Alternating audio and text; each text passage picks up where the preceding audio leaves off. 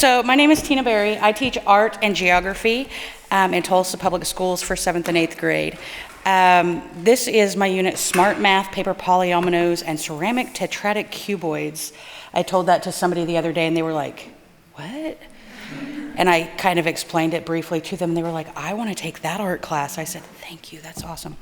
So it was, of course, in Rogers' perimeter, area, volume, and all that, a study of measurement. This quote, one important reason to study geometry is that it promotes the ability to visualize and mentally manipulate objects in space.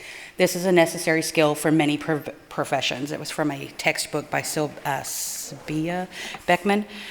I really like this quote because it really reiterates the importance of art, even though it's about math. So I was asked to share objective strategies and standards today. So I put up the standards and I've got some pictures to go with each. So we talked about how to measure and with what tools to measure. Students were asked to measure the swimming pool deck area. So they had to measure the outer perimeter, the inner perimeter, and then subtract, of course.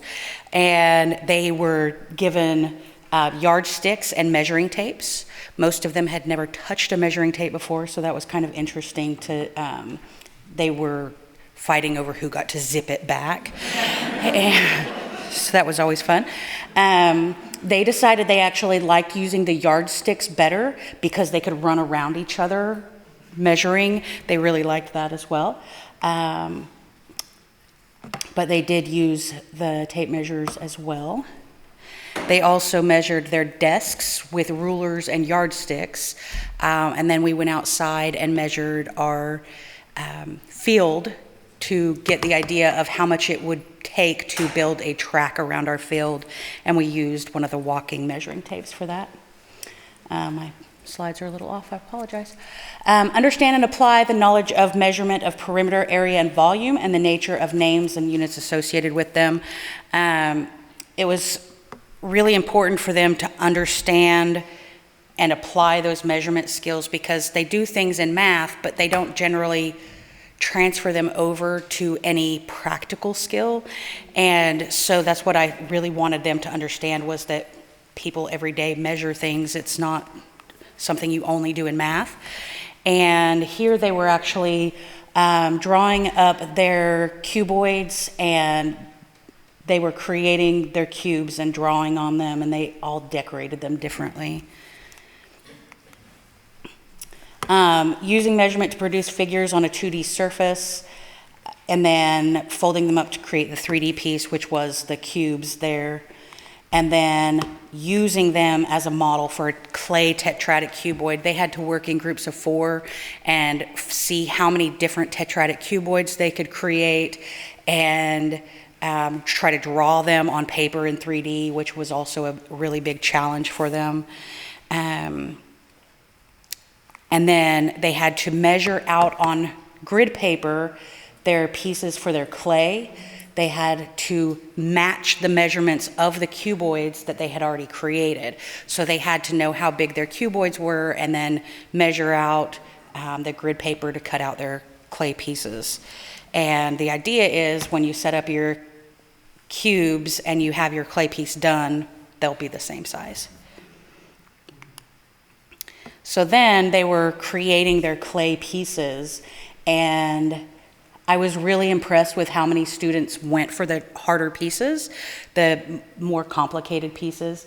But I have to say I probably didn't give as much instruction as I typically do for clay, and I think they actually did better. So because they were just so into it, they were really involved. They really wanted to make it match. Some of them were really kind of obsessive about getting it perfectly looking like the pieces, and some of them were just like, oh, I don't care. But I told them that they could decorate them any way they wanted to, and some of them did, and some of them didn't. Some of them were saying, oh no, I'm not going to do that until I get the paint out. So we'll see how that goes. The screen turned off and now it won't forward. Oh, okay. It skipped one. Okay, teaching strategies. So I went with the 4-step strategy from Kolb's cycle of experiential learning. And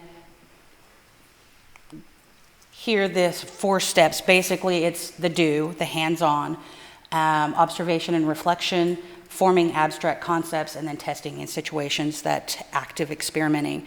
And Kolb's philosophy is that you can start on any one of those, but then you have to go in order to finish.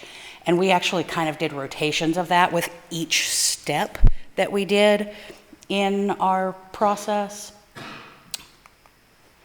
So when we were doing our polyominoes, we did this, and then when we did our cubes, we did this, and then when we did our tetradic cuboids, we did this.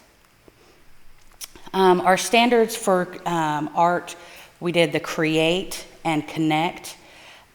Creating, of course, is a given. The connecting is connecting the interdisciplinary, which is math and art. And my students, whenever I told them about this unit, they were like, what? We have to do math and art? That doesn't make any sense. I said, okay, we also do science and art, and we do English and art, because my class, I literally connect every lesson with another subject. So I said, you just don't know that I do that maybe without me saying, no, we're doing math with art. And then our math standards, developing and understanding the concepts of surface area and volume of rectangular prisms was definitely something that we were doing hands-on and learning about that. And then using a variety of tools, which we used the rulers, yardsticks, tape measurers.